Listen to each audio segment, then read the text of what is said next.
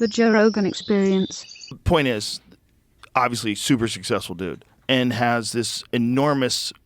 This is the Unreal 5 engine. He has this enormous production company that he's about to build, and he goes. Argh! He sees Sora, and he's like, "What? You guys can do this now?" You got to see how that plays out. Dude, it's going to play out real strange. Yeah. Because what you see already. So this is the video game. This is hard. This looks pretty good. This is not as convincing as some of the other footage that I saw. The nighttime footage. There's something about daytime footage that looks a little clunky, or a little better. Well, there's more reflections. And shit. Yeah. I went to Red Band's place. This is pretty wild, though. And tried the AI for the first time in my life. Oh, nuts. He was saying like he has a second life and they are happy with his girlfriend there and they're like living in a whole nother world there. Well, Red Band's slightly insane. I know. But that's the way he was describing to me, I imagined it's like the Neo where I put the thing in the back and I'm happy now.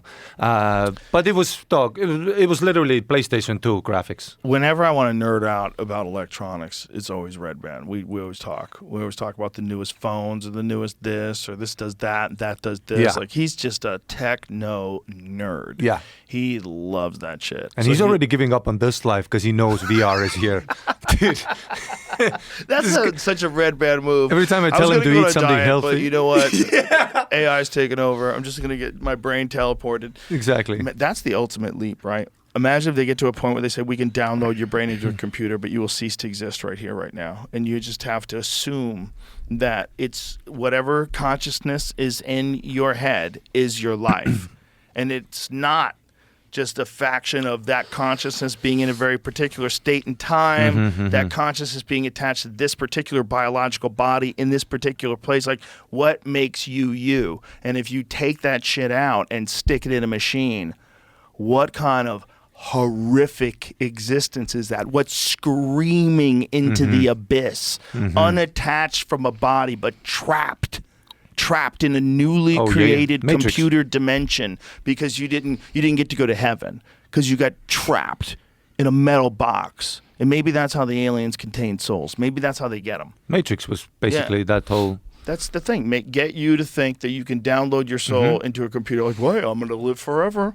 Going to download my soul into a computer. And what all you're doing is you're so smart that you're stupid enough to think that technology is capable of recreating you as a whole, not just your consciousness, but what if your fingernails have memories, motherfucker? What if your whole, what if it all is a part of a system and disconnected from that system, your soul is just like, just separated from love forever.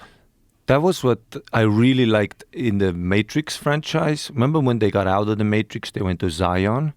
There was that scene where they were fucking, and then there was that scene where they were dancing, and the whole thing, who's the fucking, Morpheus was explaining that, you're not feeling the things with your physical body in this Matrix world, you know. You're going through, it's just the synapses are firing in the machine.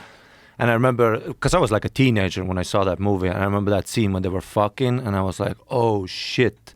See, that's the thing, if you download your brain into a system, and then they came back. The world was shitty. Remember how shitty Zion looked? Like terrible. No beaches. Like us in 50 years. And then they were eating, remember that food? Everything the body needs. Remember that gulp?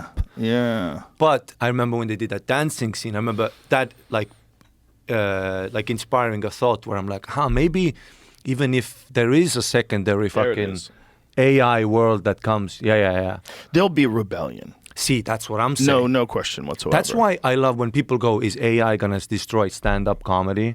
I always love to say that stand-up, luckily, is the art form that can comment on its own demise, kind of, you know? Yeah. Like, even if AI creates the perfect act, the perfect ha-ha-ha laughs per minute, you're going to be able to comment on how fucked that is, you know? Yeah, so 100%. And then on top of that, what we're really doing is we're performing for live audiences. And so how's AI going to do that?